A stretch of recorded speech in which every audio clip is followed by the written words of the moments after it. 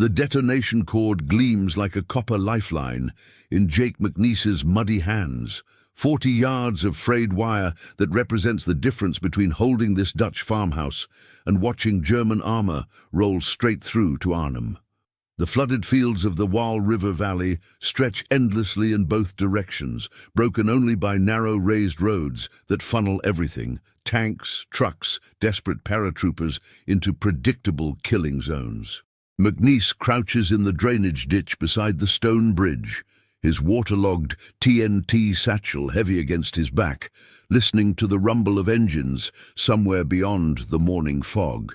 The night drop scattered the 506th across 20 miles of enemy territory. McNiece's Filthy 13 vanished into the darkness when their C-47 took flak over the drop zone, leaving him alone with half-functional demolition gear and orders that made perfect sense 12 hours ago in England. Hold the bridge until British armor arrives from the south. Simple enough, except the British are nowhere in sight, and those engine sounds grow closer with each passing minute. Lieutenant Kowalski slides down into the ditch beside him, his clean uniform already caked with Dutch mud and his map case sodden from crawling through flooded drainage culverts. The young officer's hands shake slightly as he unfolds the waterproof map, though whether from cold or nerves, McNiece can't tell. "Sergeant, how long to wire those charges?" McNiece examines the bridge's stone supports, calculating blast patterns and structural weak points with the instinctive precision of a man who learned demolition in Oklahoma oil fields before the Army taught him to apply those skills to military targets. The math is simple enough. Place charges against the main pillars, run det cord to a safe firing position, trigger the explosion when enemy armor reaches the killing zone. But the waterlogged TNT blocks in his satchel represent a chemistry experiment wrapped in electrical tape and prayer. 20 minutes if the gear works, Lieutenant. Maybe longer if this stuff won't light. We don't have 20 minutes. Radio intercepts suggest enemy armor moving up from Nijmegen. They'll be here within the hour. McNiece coils the detonation cord around his forearm, feeling the familiar weight of responsibility settle across his shoulders. Every demolition carries the same moral mathematics: blow too early and strand friendly forces on the wrong side of the water, wait too long and watch enemy tanks roll across intact steel into the flanks of men who trusted him to make the right choice at the right moment. The fog begins to lift, revealing the flat geometry of Dutch farmland that offers no concealment for scattered paratroopers caught in the open. McNiece spots movement along the tree line, 3 figures in American uniforms stumbling through the mud toward their position. Survivors from the night drop, probably carrying nothing but rifles and the bitter knowledge that their original assembly areas remain firmly in German hands. Private Kowalczyk reaches the ditch first, his face pale beneath the camouflage paint that has smeared into abstract patterns during his night-long movement through enemy territory. The kid joined the Filthy 13 2 weeks before the jump, drawn by stories of their unconventional methods and McNiece's reputation for bringing men home alive. "Sergeant, we lost contact with 1st Platoon around midnight. Krauts hit their assembly area with mortars, scattered them all over hell. We might be the only intact element in this sector." The weight of isolation presses down on McNiece like the thick Dutch air that carries the scent of flooded fields and distant cordite. Command expects regular radio reports, tactical updates, and adherence to timetables, written by men who never crawled through drainage ditches under machine gun fire. But the radio disappeared somewhere in the darkness, along with half his equipment, leaving him to improvise solutions with whatever gear survived the jump. McNiece pulls the waterlogged TNT blocks from his satchel, examining the chemical composition that might or might not respond to electrical ignition. The explosives absorbed moisture during his rough landing in a flooded ditch, their waterproof wrapping torn open by barbed wire or sharp stones. Standard procedure calls for dry storage and controlled conditions, but standard procedure assumes a successful drop into friendly territory with adequate supply lines. "Lieutenant, we've got a choice to make. I can wire these charges and hope they detonate when we need them, or we can try to hold this position with rifles against whatever armor comes down that road. Kowalski studies his map with the desperate concentration of a man trying to reconcile tactical theory with ground truth. The neat arrows and phase lines drawn in England bear little resemblance to the flooded, enemy-held landscape that confronts them now. British reinforcements remain 12 hours away, assuming they can fight through German resistance along the main highways. The engine sounds grow closer, accompanied by the metallic clanking that unmistakably identifies tracked vehicles moving at tactical speed. McNiece recognizes the rhythm from previous encounters, tanks advancing with infantry support, probably a company-sized element probing for weak points in the scattered American defenses. If stories like this make you imagine what you'd do under fire, tell us in the comments how you think you'd react in this situation. And stay with us for the next chapters. The first German tank appears through the lifting fog like some mechanical nightmare emerging from the flat Dutch landscape, its long gun barrel sweeping methodically across the approaches to the stone bridge. McNiece recognizes the angular silhouette of a panther, 45 tons of steel that can reduce their defensive position to rubble within minutes. Behind it, infantry in field grey uniforms advance through the drainage ditches, their movements coordinated and professional. Lieutenant Kowalski grips his carbine with white knuckles, the tactical situation collapsing faster than his training prepared him to handle. The original plan assumed a successful drop, intact communications, and British armour arriving on schedule to support their bridge defence.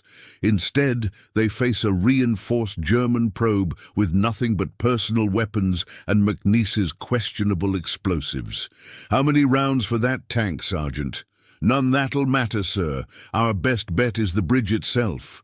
McNiece examines the stone structure that represents both tactical objective and potential salvation. The medieval masonry can withstand small arms fire, but shaped charges placed against the main supports will drop the entire span into the canal. The moral mathematics remain brutally simple: destroy the bridge and deny it to German armor, or attempt to hold it intact and watch his men die under tank fire. The waterlogged TNT blocks require careful handling to maximize their explosive potential. McNiece tears apart his backup compass, extracting the small battery and copper contacts that might provide enough electrical spark to activate the detonation cord. The improvised firing system represents a monument to battlefield innovation, damaged equipment held together by electrical tape and desperate necessity. Private Kowalczyk watches the German advance with the fascination of a man experiencing combat for the first time. His hands move mechanically through weapons checks, while his eyes struggle to process the reality of enemy soldiers moving to kill him. The Filthy 13's reputation for unconventional warfare never prepared him for the grinding terror of being outgunned and surrounded in enemy territory. "Sergeant, what happens if those charges don't work?" "Then we find out how fast paratroopers can swim, kid." The German tank commander halts his advance at the bridge approach, probably radioing for instructions or additional support. McNiece recognizes the tactical pause that precedes a deliberate assault, methodical preparation designed to minimize casualties while maximizing firepower against suspected defensive positions. Professional soldiers following doctrine written by men who understand the value of bridges in mobile warfare. Lieutenant Kowalski studies the tactical situation with growing desperation, his clean academy training colliding with the messy reality of improvised combat. Radio communication remains impossible. Higher headquarters has no knowledge of their situation, and the enemy probe represents just the first wave of what might become a major assault across the Waal River Valley. Sergeant McNiece, official orders are to hold this bridge until relieved. Destroying it compromises the entire operational plan. "Sir, with respect, the operational plan didn't account for scattered drops and missing platoons. We're making this up as we go." McNiece begins placing the waterlogged TNT blocks against the bridge's main support pillars, his movements deliberate despite the approaching enemy fire. Each charge requires precise positioning to maximize structural damage, but the chemical composition remains unpredictable after prolonged exposure to moisture. The physics of demolition work become guesswork when equipment fails and circumstances force improvisation beyond established parameters. The German infantry begins probing fire, their rifle rounds cracking overhead while machine gun teams establish positions to support the tank advance. McNiece recognizes the sound patterns of professional soldiers: controlled bursts, overlapping fields of fire, systematic suppression of suspected enemy positions. These men understand combined arms tactics and possess the equipment to execute them properly. Private Kowalczyk flinches as bullets chip stone fragments from the bridge parapet, his romantic notions of airborne warfare dissolving under the reality of incoming fire. The Filthy 13's legendary status provides no protection against German marksmanship, and McNiece's reputation for bringing men home alive depends entirely on his ability to improvise solutions faster than the enemy can implement theirs. Sergeant, how do you know when to blow the charges? When waiting any longer gets us all killed, kid. The detonation cord snakes between the explosive charges like a lifeline connecting McNiece to the tactical decision that will define this action. His improvised firing mechanism consists of compass parts, electrical tape, and the kind of desperate innovation that separates living veterans from official casualties. The entire system represents everything wrong and right about airborne operations: unsupported men making impossible choices with inadequate equipment. German voices echo across the water as their tank commander coordinates the final assault. McNiece recognizes the sharp consonants of tactical radio communication, probably requesting permission to advance across the bridge or calling for artillery support to suppress American defensive positions. Professional military efficiency applied to the problem of destroying scattered paratroopers. The German machine gun opens fire from the tree line, its distinctive rapid-fire stutter sending bullets screaming across the canal water in controlled bursts that spray stone chips from the bridge supports. McNiece hunkers deeper into the drainage ditch, his hands working methodically to complete the firing circuit, while MG-42 rounds crack overhead like lethal hail. The Panther tank advances slowly, its commander using the infantry fire to mask his approach to the bridge. Lieutenant Kowalski crawls along the ditch toward McNiece, his clean uniform now indistinguishable from the muddy fieldwork of veteran paratroopers. The young officer's academy training emphasized combined arms coordination and radio communication, neither of which applies to their current predicament of improvised demolition under direct fire. Sergeant, I've got visual contact with what looks like another tank column approaching from the northeast. If that bridge stays intact, we're looking at company-strength armor rolling through our sector within the hour. McNiece examines his improvised firing mechanism while bullets whine overhead, the salvaged compass parts and electrical tape representing his only connection between intention and explosive result. The waterlogged TNT blocks might detonate properly, or they might fizzle uselessly while German armor crosses intact steel into the flanks of scattered American positions throughout the Wall River Valley. Private Kowalczyk fires carefully aimed shots toward the German infantry positions, his rifle training finally providing some useful activity amid the chaos of his first combat experience. The kid's hands have stopped shaking, replaced by the methodical calm that either develops quickly under fire or never develops at all. McNiece recognizes the transformation from civilian to soldier happening in real time. Kid, save your ammunition. We'll need every round if this demolition doesn't work. The moral weight of the decision settles heavily on McNiece's shoulders as he positions the final charge against the bridge's main support column. Destroying the structure denies German armor access to British positions around Arnhem, but also eliminates any possibility of friendly reinforcement from the south. Command planned for successful drops, intact communications, and coordinated advances that bear no resemblance to their current reality. News arrives in the form of Staff Sergeant Morrison, crawling through the drainage ditch with blood seeping through a field dressing on his left shoulder. Morrison's platoon attempted to hold the original assembly area until German mortars scattered them across the flooded farmland, leaving survivors to navigate back toward friendly positions through enemy-controlled territory. McNiece, 1st and 2nd platoons are gone. Scattered, captured, or worse. We're looking at battalion-strength German probes all along this sector. Whatever you're planning with that bridge better happen soon. The tactical picture clarifies into stark mathematics, isolated American elements facing coordinated German counterattacks throughout the Wall River Valley, with British reinforcements still hours away and radio communication non-existent. McNiece's bridge represents a critical choke point that could channel enemy armor into predictable routes, or eliminate it entirely through controlled demolition. The Panther tank reaches the bridge approach, its commander apparently confident that scattered paratroopers lack the firepower to threaten 45 tons of armor. McNiece watches the massive vehicle negotiate the narrow roadway, its tracks grinding against stone and steel with mechanical inevitability. Professional crews following tactical doctrine that assumes American forces possess standard anti-tank capabilities. Lieutenant Kowalski makes rapid calculations on his soggy map, trying to reconcile their isolated position with the broader operational requirements of Market Garden. Radio silence prevents coordination with higher headquarters, but the sound of distant artillery suggests major combat developing throughout their assigned sector.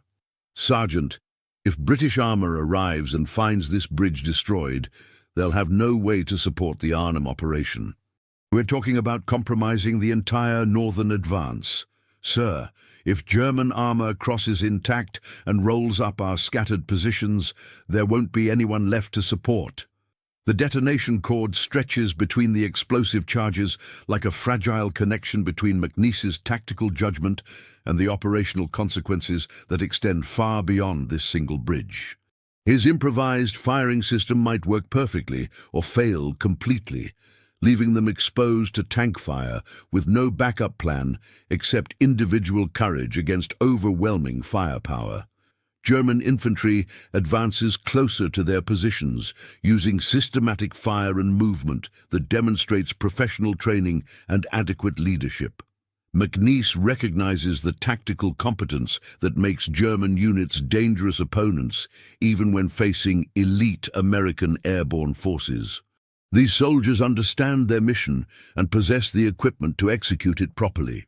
Private Kowalczyk checks his ammunition count with the nervous precision of a man learning combat mathematics under direct fire.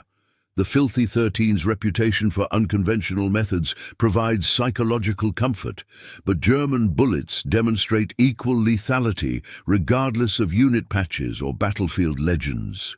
Would you follow the orders exactly or trust what your own eyes and instincts tell you in a moment like this? Comment which path you take, and share this episode with someone who loves real human stories from history.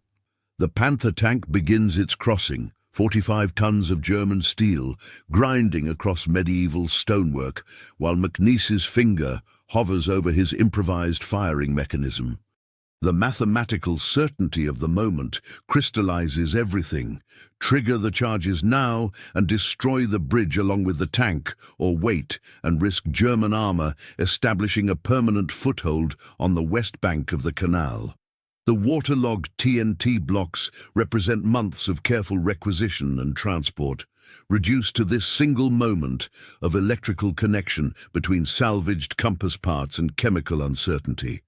McNiece feels the familiar weight of responsibility that accompanies every demolition decision, the knowledge that his timing will determine whether men live or die in the next few seconds.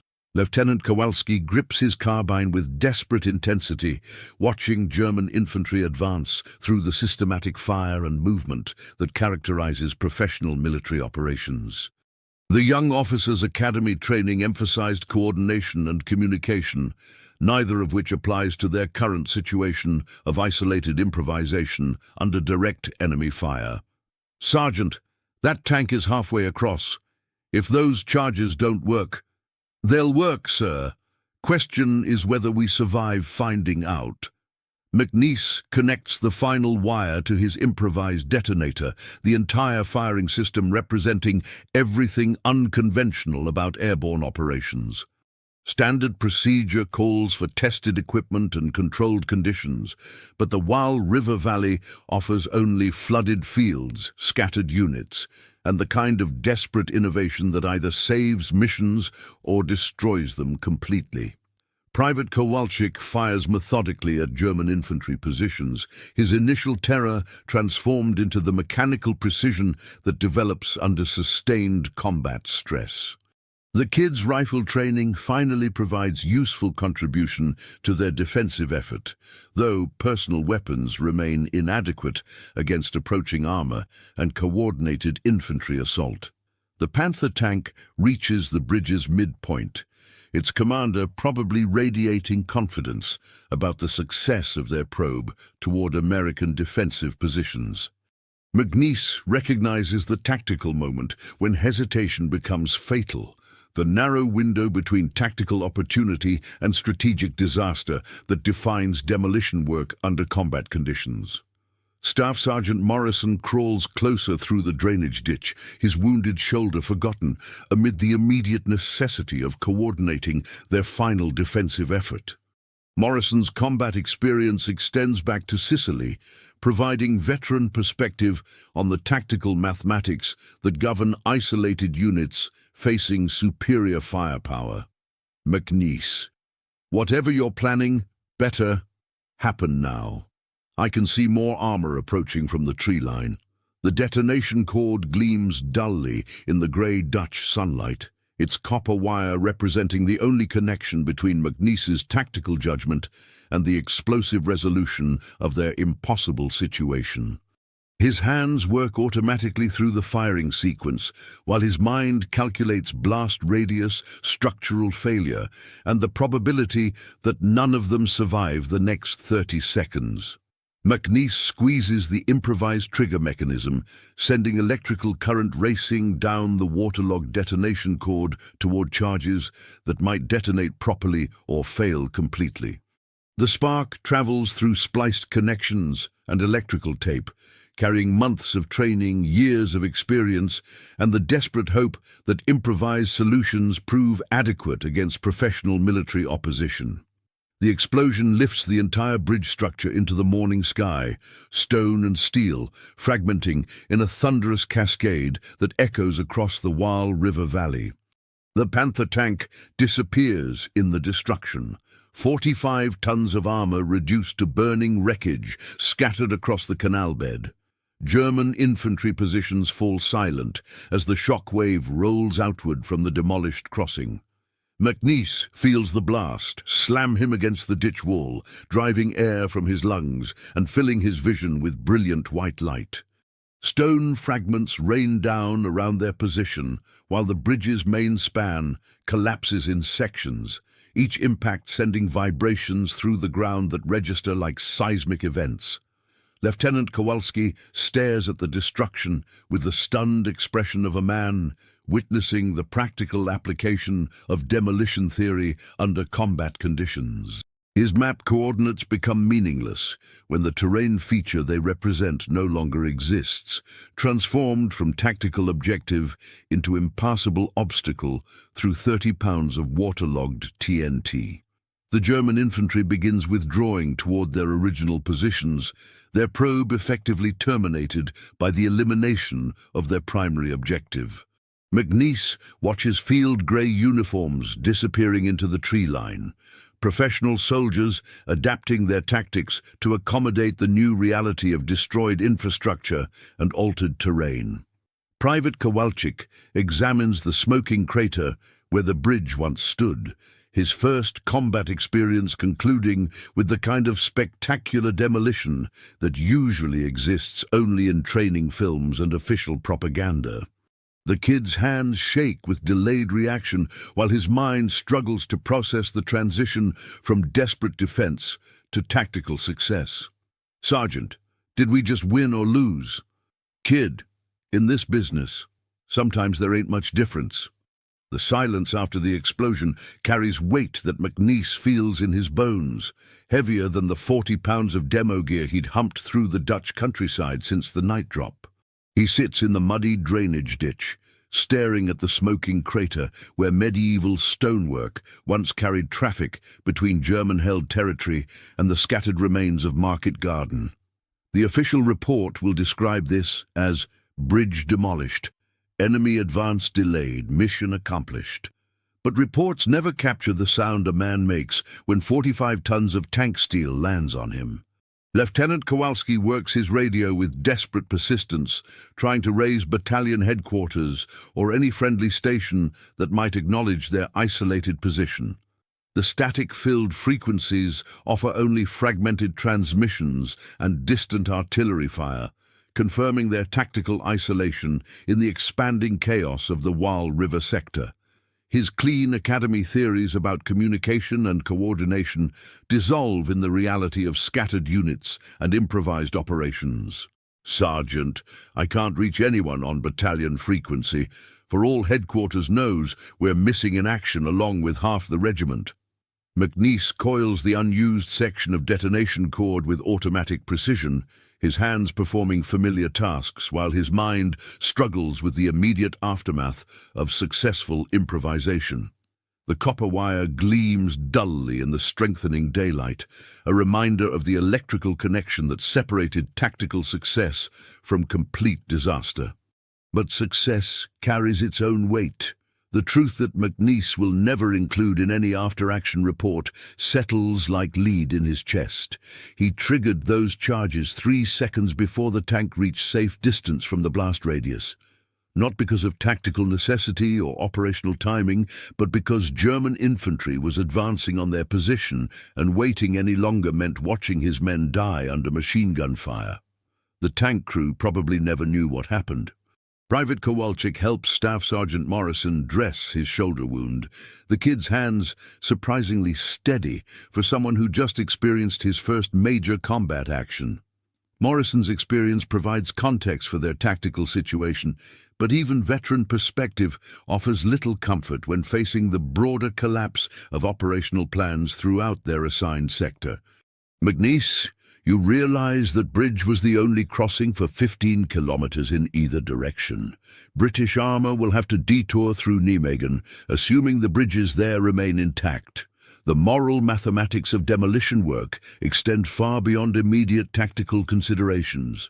McNiece's decision to trigger the charges saves his immediate unit from destruction, but potentially compromises British reinforcement efforts toward Arnhem and the broader objectives of Market Garden. Command planned for successful drops, intact communications, and coordinated advances that bear no resemblance to their current reality. McNiece examines his remaining demolition equipment with the methodical attention that keeps combat engineers alive during extended operations.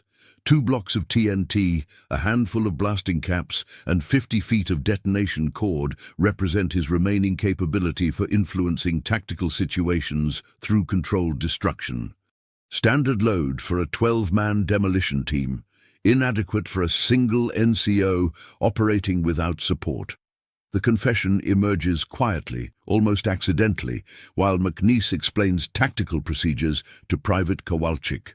Words he never intended to speak aloud, describing the 3-second hesitation that separated professional demolition from desperate improvisation.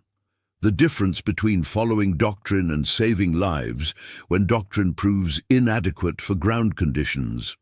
"Kid, you want to know the truth about that bridge?" I blew it early. Tank wasn't clear of the blast radius. Infantry was advancing on our position, and I made a choice. Sometimes the right tactical decision feels wrong in your gut for the rest of your life. Lieutenant Kowalski stops working his radio, recognizing the weight of confession in McNiece's voice. The young officer's training emphasized decision-making under pressure, but academy classrooms never address the moral complexity of choices made without adequate information or communication with higher authority. The German tank crew consisted of 5 men: commander, gunner, loader, driver, and radio operator. Professional soldiers following tactical doctrine, probably confident about their probe towards scattered American positions.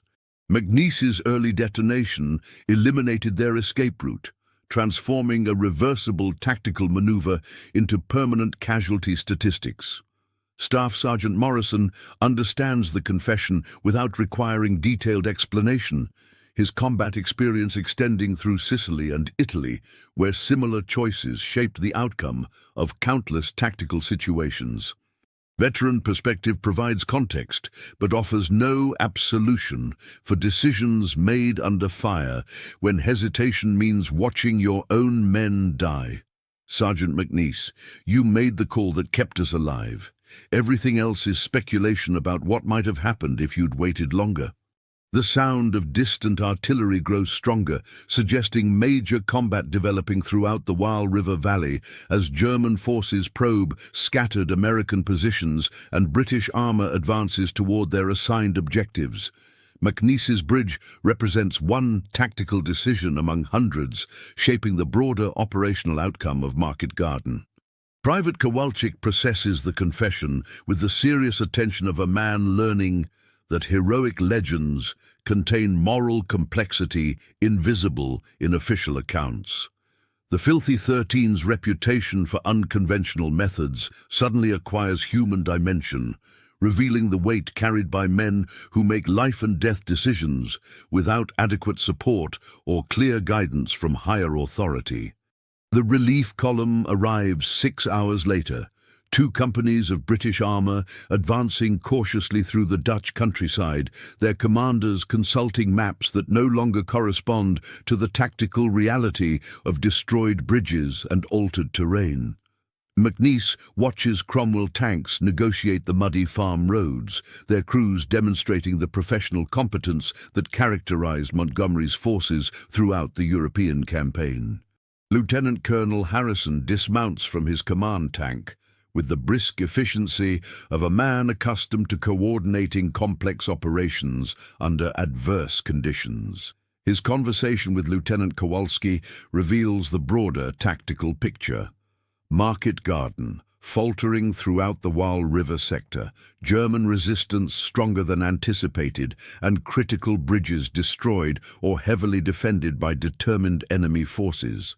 Lieutenant, your after-action report mentions bridge demolition at 0847 hours. Can you confirm the tactical circumstances that necessitated destruction of a primary crossing site? McNiece listens to Kowalski's careful recitation of events, the young officer's account emphasizing tactical necessity and operational requirements while omitting the moral complexity that accompanied every decision. Official language transforms desperate improvisation into professional competence, scattered units into tactical flexibility, and early detonation into appropriate timing. The British colonel examines the demolished bridge with professional interest, his engineer training providing context for the demolition work that eliminated German armor access to the west bank of the canal. Harrison's questions focus on tactical procedures and operational coordination, standard inquiries that will eventually become part of the official record of Market Garden. Sergeant McNiece, your improvised firing mechanism represents interesting field innovation. Have you documented these procedures for potential inclusion in demolition training materials? No, sir.